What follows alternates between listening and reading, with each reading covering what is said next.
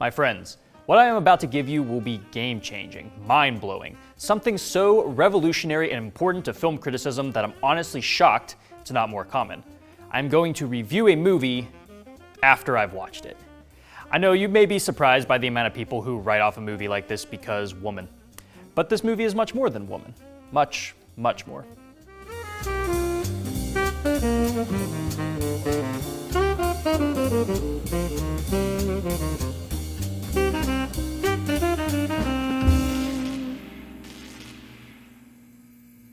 Hello and welcome to the Martini Shot. My name is Brandon and today I'm going to be reviewing the 2022 horror action film Prey. But before I do that, let's cut this open and pour us a hearty glass of predator blood. I've always found the Native American tradition of utilizing every bit of an animal they kill so smart and respectful to nature. If a warrior were to be lucky enough to take down a predator alien, I'm sure there's a lot they could do with its body and equipment. But what about its blood? It glows a pretty prominent neon green and would certainly make everything it drenches stand out. Probably shouldn't drink it though, but what if you could? If that were me back then, I would simply turn it into a delicious cocktail. I'm just built different. But let's live in the present and try our best to replicate some predator blood in a way that looks good and tastes great. I've opted to use a Covet to give it a little bit of herbaceousness alongside some sweet green fruit pairings like lime, melon, and kiwi. It's a refreshing and bright cocktail that I think you'll enjoy. Let's get into it. We're gonna go ahead and start with our Covet.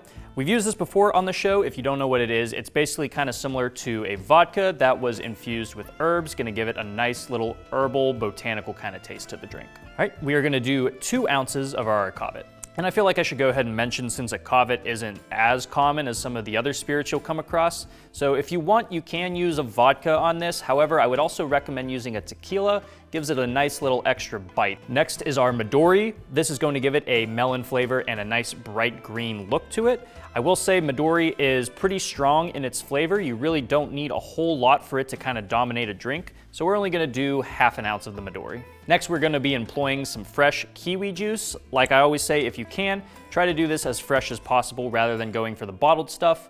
Obviously, if you can't get your hands on some fresh kiwis or if you don't have the means to juice them, you can still use the bottled stuff.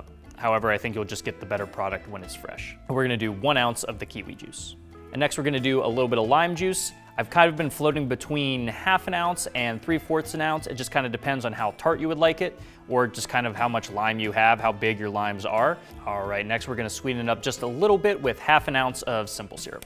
And now for the final touch, old reliable, just a little splash of blue curacao. It's just gonna kind of pivot that green color towards a more neon color. So you really don't wanna use too much because then it'll just switch to more of a blue color, so just a little splash. Before we shake, we are gonna add one last ingredient that's really gonna transform that, and that is our egg white.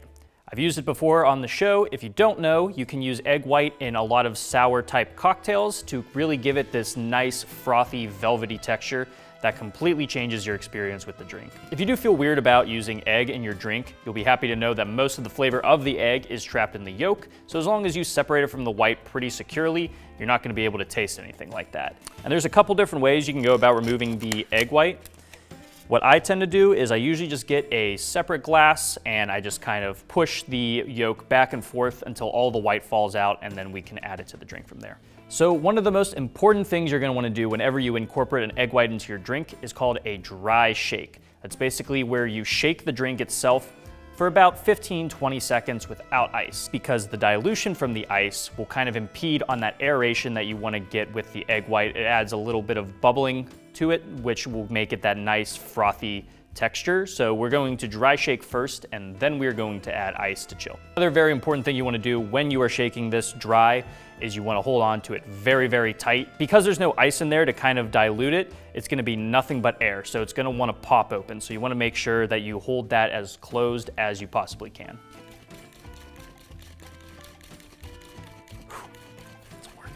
So that is our dry shake. Let's go ahead and throw some ice in there and shake to chill. And now we're gonna be straining this into a coupe glass, chilled if possible. But we are actually not just going to strain it, we are going to do a double strain. Why are we gonna do this? It's basically so we can make sure none of the ice shards from the shaking, or if there happen to be any eggshells that somehow made it into the drink, this will make sure they don't come into the final product, and it will just make the drink look a lot more clean, a lot more smooth.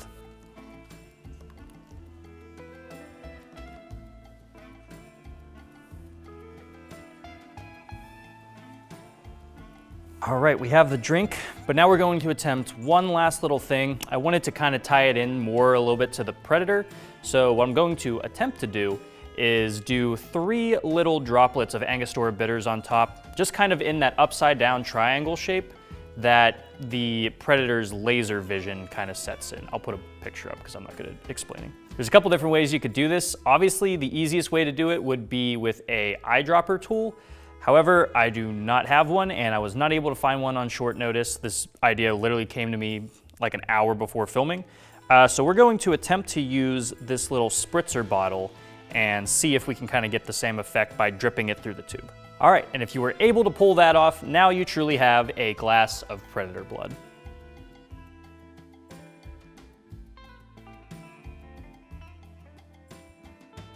All right, I almost hate to disrupt it because I like how this cocktail turned out, but let's go ahead and give it a taste test. A lot of kiwi up front. The kiwi is nice and refreshing, just a little bit sweet.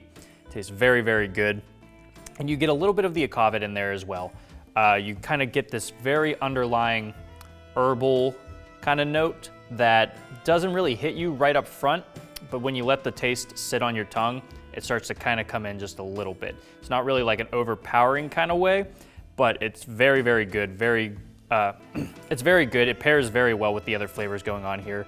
You also get a little bit of the tartness of that lime as well, and a little bit of the simple syrup. And now it's actually kind of progressing. If you let it sit in your mouth a little bit longer, you even get kind of like a small little bit of bitterness, which I assume is from the juice. That'll also kind of come down to how you make your juice, if you cut it with water, if you don't, or if it's from a bottle. But I like how it works, and like I said, with that egg white, the texture just gets so nice, so rich, so velvety. It's a really good kind of mouthfeel when it's kind of going in. That foam really does go a long way. So yeah, I would say this is a very good drink. It's very refreshing, but also kind of herbaceous at the same time. And it's a really good kind of spin on the sour cocktail structure. I think adding the juice helped out a lot. The Midori you still get without it being super overpowering.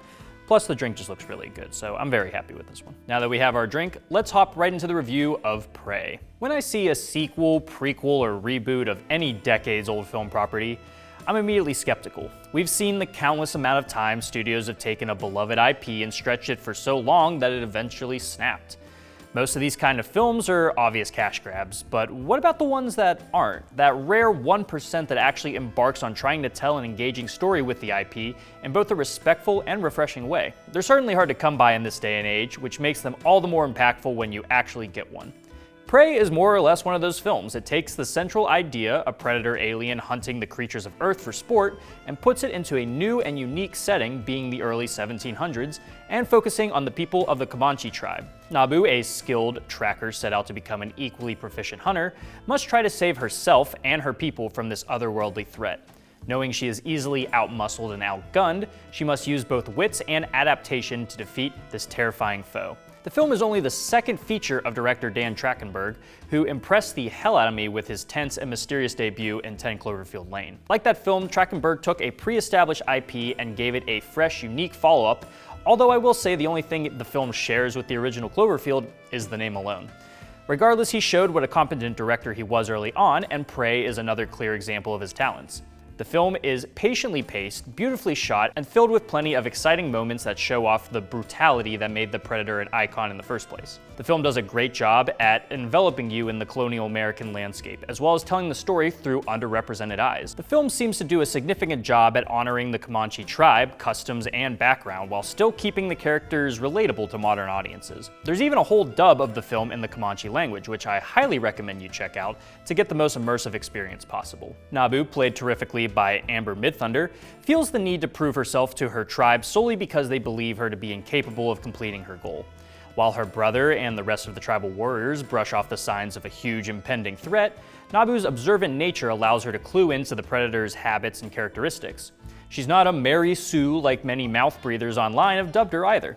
She's resourceful and smart, but she also fails as well. It's the fact that she learns from these failures and analyzes her opponent, which makes her journey towards defeating the Predator all the more enjoyable and grounded.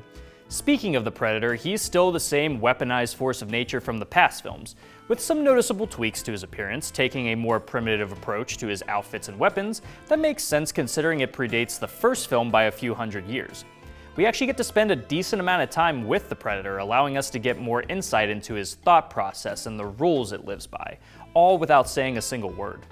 The fights between him and anyone he comes across are pretty cool, although some of the action does suffer from annoying camera shakes meant to amplify the intensity of the fight, but just make it a blurry mess. I did say I enjoyed the visuals though, particularly the landscape glorifying cinematography. However, some of the visual effects can be pretty rough at times. The Predator looks pretty good using a mix of what appears to be practical and digital effects. However, some of the animals we see here are distractingly rubbery and fake looking. It makes sense, there aren't too many SAG card carrying bears or rattlesnakes out there, but I've definitely seen some more convincing models before. However, there is a pretty fantastic dog actor named Coco that gets a good amount of screen time and gives a solid authenticity to the film. The Predator should be so lucky that he got a fairly good film so long after his debut, and hopefully filmmakers will take the positives out of this success. Is the positive the idea of a monster in a period piece? A little bit, yeah. But also, I think the biggest thing to take away is, while the monster is the spectacle, having a character with genuine progression who we want to see succeed elevates your film to a whole other level. It's more than the final girl trope, though, going beyond stereotypes to find what makes us enthralled by a protagonist to begin with. Musclehead soldiers are cool, but a true underdog against both an intergalactic threat and her own society is certainly worth watching too. For my rating, I'm giving this film 4 hatchets out of 5. Guys, thank you so much for tuning into this episode of The Martini Shot. If you saw Prey, let me know what you thought about it down in the comments. And if you like what you saw here and would like to see more, don't forget to like, subscribe, and follow me across all social media channels. Those links are down in the description below. And if you like movie reviews and movie-themed cocktails, be sure to check out my website, martinishot.blog. Until next time, thank you again for watching. I will see you in the next one. Live deliciously, but please remember to drink responsibly.